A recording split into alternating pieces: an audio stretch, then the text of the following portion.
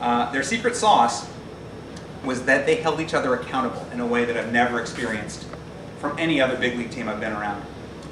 It wasn't just 1 or 2 clubhouse leaders, it was 9 or 10, which meant that any ill-considered move, any mistake in the field, any bad behavior, any ugly outfit worn on the team bus, you were going to hear about it. And you were going to hear about it from multiple sources until the behavior was fixed.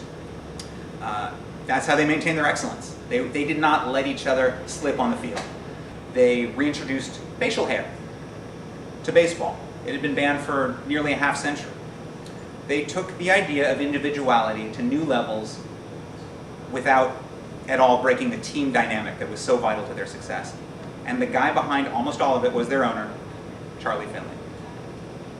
Finley was, in many ways, visionary. He convinced baseball to begin playing World Series games, weekday World Series games at night, so the working man might better be able to tune in. He got them to begin World Series overall on weekends rather than Wednesdays to maximize weekend time. He was the most prominent champion of the designated hitter. Your title actually rhymes. Would you please tell us how you came up with the title of your book? Other than thinking it up, this is actually the title I sold the book with. The book pitch, assuming that the publisher and I would come up with a different title once it was published. I then spent the next year thinking of possibilities, ran them all by my editor, and she's like, you know what, I like the first one best. And so we just stuck with it. It seems to fit, every one of the adjectives works out pretty well. I really enjoyed that article of you this past weekend, especially this Mike Epstein picture.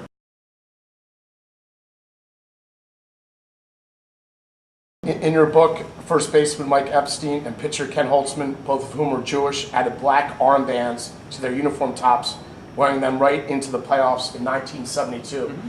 What was it like interviewing Ken and Mike regarding what happened in the 1972 Olympics, that tragedy? Yeah, that did make the book. That's in here.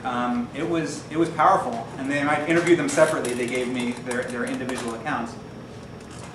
They didn't know how to take it. I mean, just in case people don't know what you're talking about, the Black September massacre, where Palestinians took Israeli athletes and coaches hostage and ended up killing a lot of them. These guys were shaken. They were in Chicago at the time, and they were in their individual hotel rooms.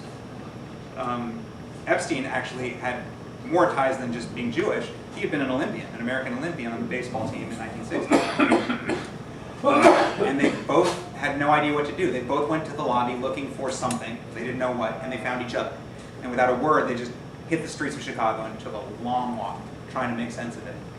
They weren't even sure if it was just the Olympics. They didn't know if they might be targeted at some point.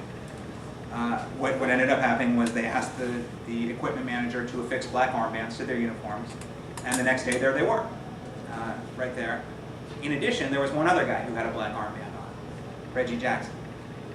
Holtzman, meanwhile, said, look, my father got close to Reggie's father when they were both at games together, and I learned a lot. And Reggie grew up in a very Jewish neighborhood, which is true. His father was a tailor in Winco, Pennsylvania. And he really understands a lot about the Jewish people. And he felt our pain, he understood our pain, and he commiserated with us. Reggie is a lot deeper than people give him credit for.